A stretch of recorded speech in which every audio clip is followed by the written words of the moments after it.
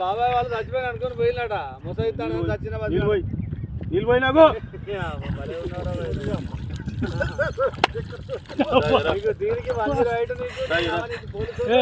ఎందుకు పన్న వాళ్ళ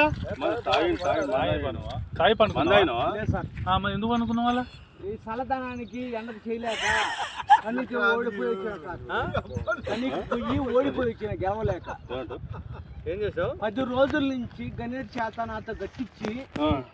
నా కష్టం దోచుకొని గణేట్ రాయ్ నాకు అంటే డబ్బులు ఇచ్చారు కానీ